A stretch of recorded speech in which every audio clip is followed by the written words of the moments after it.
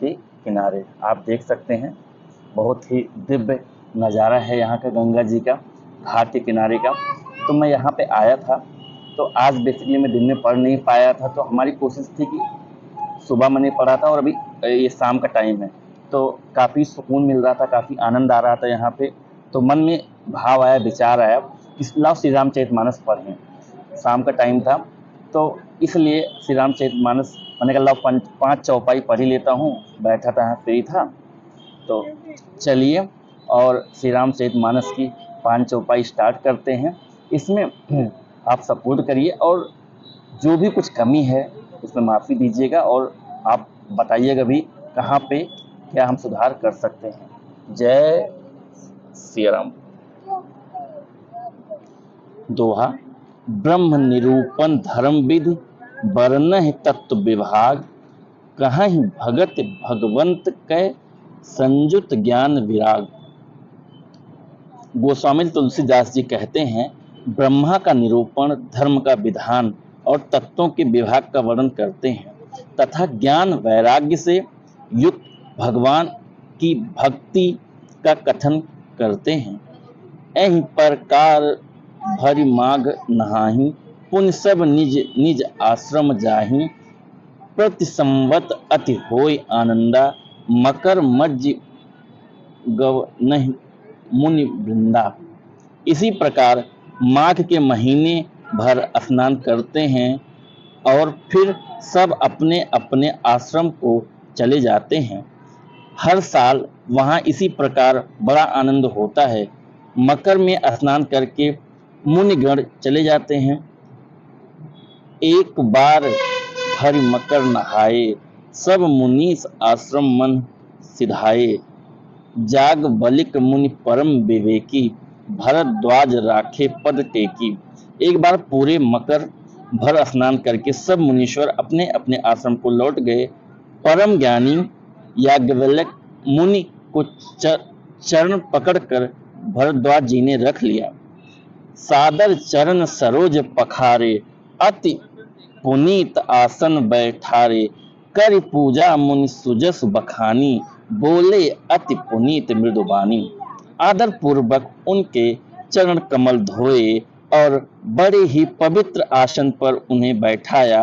पूजा करके मुनि याज्ञवल्क्य जी ने सुयस का वर्णन किया और फिर अत्यंत पवित्र और कोमल वाणी से बोले, नाथ एक संसो बड़ मोरे, करगत वेद तत्व सब तोरे, कहत सुमोहि लागत भय लाजा, जो न कहूँ बड़ हों अकाजा। हे नाथ, मेरे मन में एक बड़ा संदेह है। वेदों का तत्व सब आपकी मुट्ठी में है, अर्थात आप ही वेद का तत्व जानने वाले होने के कारण मेरा संदेह निवारण कर सकते हैं, पर उस संदेह को कहते मुझे भय और लाज आती है। भय इसलिए कि कहीं आप यह न समझें कि मेरी परीक्षा ले रहा है, लाज इसलिए कि इतनी आयु बीत गई, अब तक ज्ञान न हुआ, और यदि नहीं करता तो बड़ी हानि होती, क्योंकि अज्ञानी बना रहता हूँ।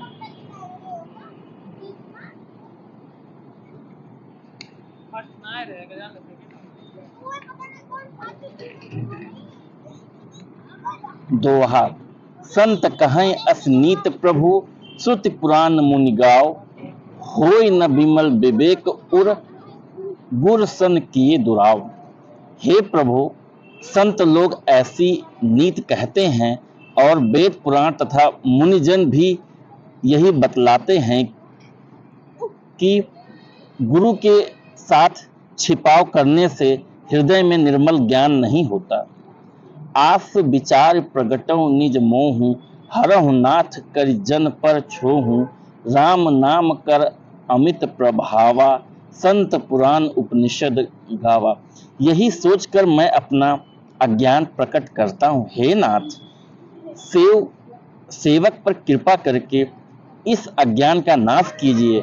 संतों, पुराणों और उपनिषदों ने राम नाम के असीम प्रभाव का गान किया है।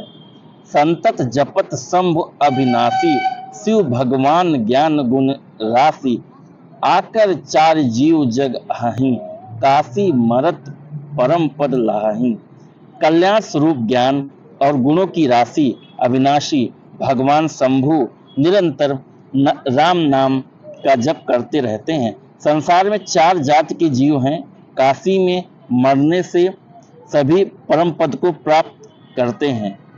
सोपि राम महिमा मुनि राया, शिव उपदेश करत कर दाया।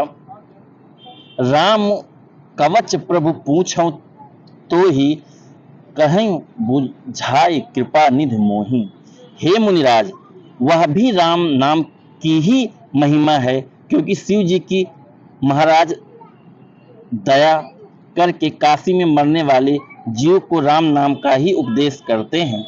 इसी से उनको परम पद मिलता है। हे प्रभु, मैं आपसे पूछता हूँ कि वे राम कौन हैं? हे कृपा निधान, मुझे समझा कर कहिए। एक राम अवधेश कुमारा, तिन्हकर चरित विदित संसारा। नार विरह दुख लहौ अपारा, भयो रोष रन रावण मारा। एक राम तो अवधनरेश दशरथ जी के कुमार हैं। उनका चरित्र सारा संसार जानता है। उन्होंने स्त्री के विरह में अपार दुख उठाया और क्रोध आने पर युद्ध में रावण को मार डाला। दोहा, प्रभु सोई राम की अपर को, जाहि जपत त्रिपुरारि। सत्य धाम सर्वज्ञ तुम, कहहुँ विवेक विचार। हे प्रभु, वही राम हैं या और कोई दूसरे हैं जिनको शिव जी जपते हैं? आप सत्य के धाम हैं और सब कुछ जानते हैं। ज्ञान विचार कर कहिए।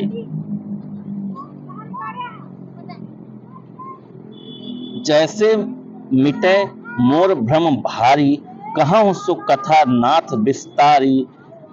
जाग बलिक बोले मुस्काई, तुम्हीं विदित रघुपति प्रभुताई। हे नाथ, जिस प्रकार से मेरा यह भारी भ्रम मिट जाए, आप वही कथा विस्तार पूर्वक कहिए। इस पर याज्ञवल्क्य जी मुस्कुराकर बोले, श्री रघुनाथ जी की प्रभुता को तुम जानते हो। जय सिया राम। सभी सनातनियों को मेरा फिर से प्रणाम।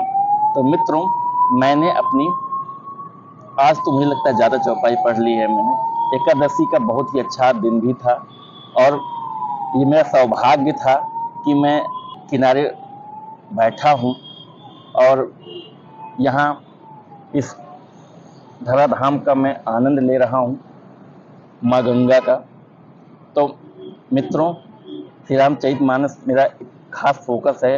डेली श्री रामचरितमानस पढ़ने का आपको पता है और मैं डेली पढ़ता भी हूँ। तो अब मेरी कोशिश ये है कि कहीं भी अगर तीर्थ स्थल जाएँ तो वहाँ भी कोशिश करता हूँ, वहाँ भी श्री रामचरितमानस पढ़ लेता हूँ। तो आप भी कोशिश करिए, श्री रामचरितमानस 5 चौपाई तो कम से कम पढ़िए। श्री राम जी से प्रेम करिए। श्री रामचरितमानस का कम से कम 5 चौपाई आप डेली पढ़िए। उससे क्या होगा, और मैंने बार बार इस बात पे फोकस भी करता हूँ कि श्री रामचरितमानस की 5 चौपाई तो पढ़िए, बट अपने बच्चों के साथ भी पढ़िए, उनको भी प्रेरित करिए, वो भी श्री रामचरितमानस पढ़ें। और कम से कम 5 चौपाई तो पढ़ ही सकते हैं। और उनको आप, जैसे मैं क्या बोलता हूँ, आप सब चीज़ का उनको सजेशन देते हो, सब चीज़ उनको देते हो, बट श्री रामचरितमानस कभी नहीं देते हो। तो उनको श्री रामचरितमानस दीजिए, पढ़ें, और श्री रामचरितमानस दीजिए या हनुमान चालीसा दीजिए। कुछ भी भक्ति या अपनी जो संस्कृति है उस तरफ उनको मोड़िए, क्योंकि आज कल इस दुनिया में भटकाने वाले बहुत से लोग हैं, हमारे बच्चों को, हमारे सनातन प्रेमियों को। तो इसी के साथ हम अपनी बारी को विराम देते हैं। जय श्री राम।